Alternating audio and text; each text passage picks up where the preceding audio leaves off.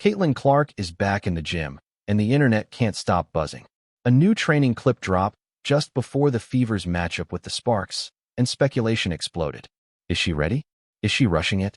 Her comeback is now the WNBA's most heated storyline. Lisa Leslie calls it reckless. Her coach keeps dodging, and fans are holding their breath. It's mid-July, but perhaps could be nearing a return to help the playoff push, and she could provide quite a boost, Lisa. She could provide an amazing boost, but again, I'm just going to put my coach's hat on, my GM hat on, you want to see Caitlin Clark for the longevity of her career? I'm just thinking, me personally, I would not put Caitlin Clark back on the floor this season. But this is bigger than one player taking shots. With the season on the line, the Fever are desperate, the league is desperate, and all eyes are on Clark to save the momentum. Can she return in time? Or is this a dangerous gamble with her future? Let's get real. The Indiana Fever have been dangling Caitlin Clark's return like bait in front of desperate fans. Stephanie White comes out and says Clark is close after she walks through a glorified jog session. Yeah, she went through our walkthrough yesterday. Today it was very short, prior to game time, but she went through it yesterday, and I want to see her in practice, live in practice. I want to see her continue to work to not just build endurance, but to be able to handle contact 94 feet as it's going to be in game, and to be able to do that and sustain from an endurance standpoint. And that's going to take multiple practices to make sure that there's no regression. Now, she said Caitlin Clark just needs a couple practices. But look, the WNBA commentators made it clear she has to complete 5 full practices before she's even allowed to step back on the court. 5. Not 1, not 2, not even 3. 5. And yet, we're supposed to believe there's a realistic chance she'll suit up before the season ends? Fans are eating it up, but the math simply does not add up. Here's the bigger problem. These updates feel more like smoke screens than truth. Clark's been out 5 weeks. The team is clinging to playoff hopes. And the Fever know the only thing keeping the fan base alive right now is the idea that Clark could return any second. They are milking her name for relevance, and people are noticing. She'll need to do ideally at least 5 of those before she can play. Talking about non-contact portions of practice, she is yet to have a full practice. Meanwhile, the team's roster has been gutted. Ari McDonald is injured, Sophie Cunningham is injured, and other core players are barely hanging on. Without Clark, the Fever have no depth, no rhythm, and frankly, no chance. Their record without her says it all: 11 wins and 13 losses. They need her, plain and simple. And that's why the front office refuses to shut down the speculation. They need the hope of Clark more than they care about her health. Do we have a chance to win the championship? That's the question that has to be asked. Do you have a chance to win it all if you come back? I guess if you get hot, but this is not a deep team anymore. What's worse is that every time Stephanie White opens her mouth, she sounds like she's straddling a fence. She says Clark looked good in walkthroughs, but then admits she hasn't had full contact. She says Clark is progressing, but then reminds everyone she still has hoops to jump through.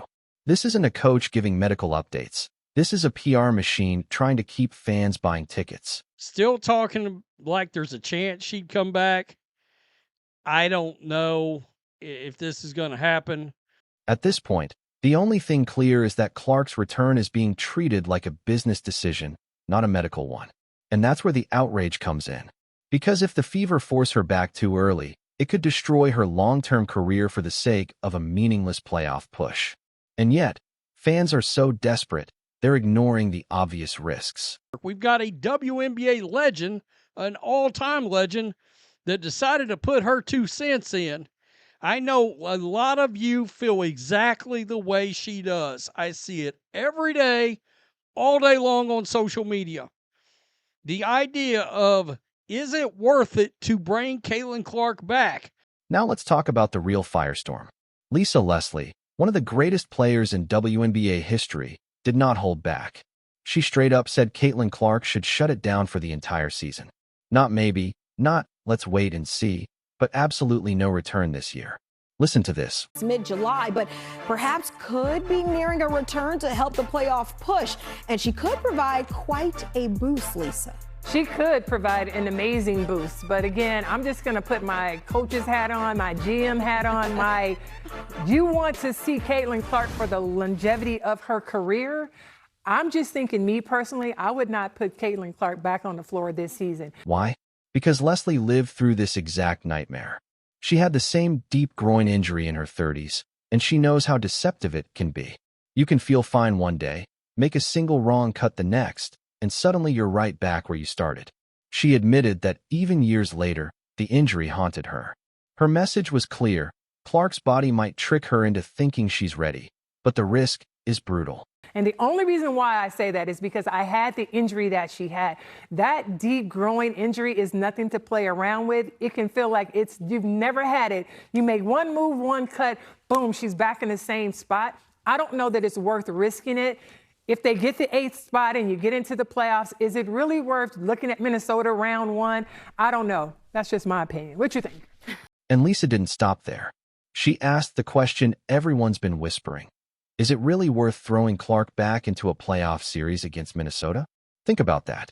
You're fresh off an injury that could end your season again in seconds, and your reward is facing one of the most physical teams in the league. That's not a comeback. That's a setup for disaster. But we care about Caitlin Clark playing basketball for a very, very, very long time. And so you don't want her to return unless she's 100% healthy.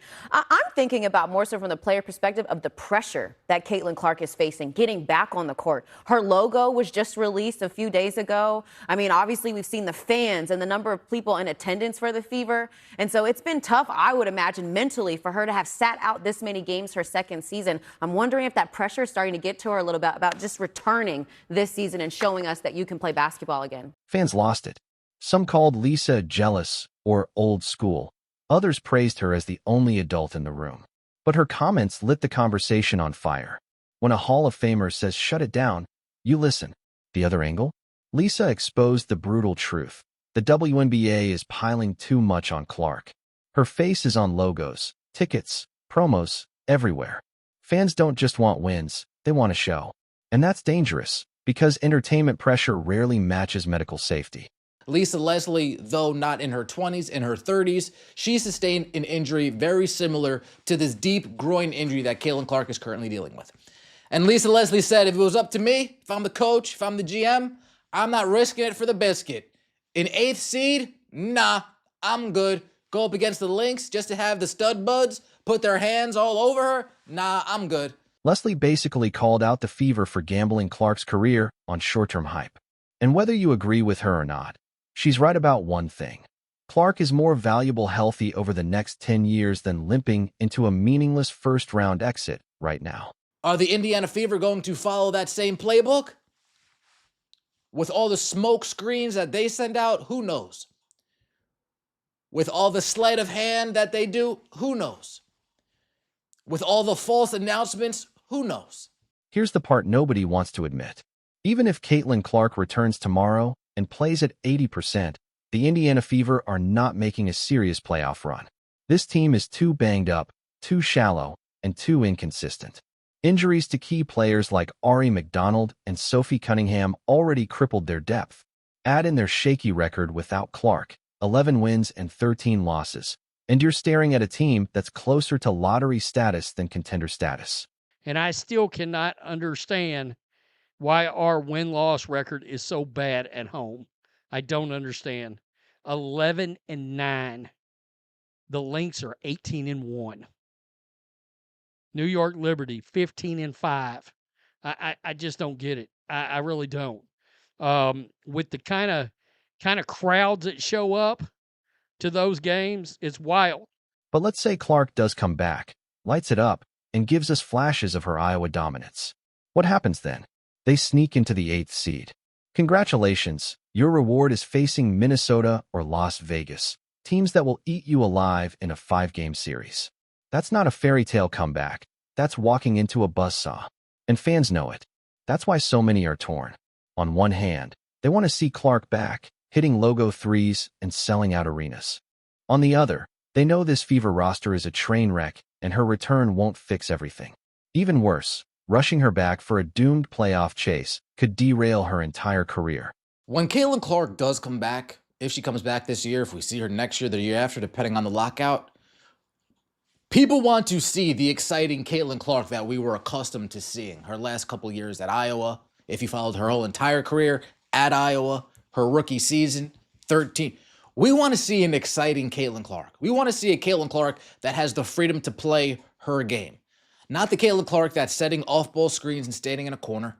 Not the Caitlin Clark that's playing in this nonsensical motion offense. Not the Caitlin Clark that's giving us 15 points and 10 assists. That's not the Caitlin. We want to see the Caitlin Clark that's giving us 25 and 10. The WNBA is desperate to cash in on Clark's star power.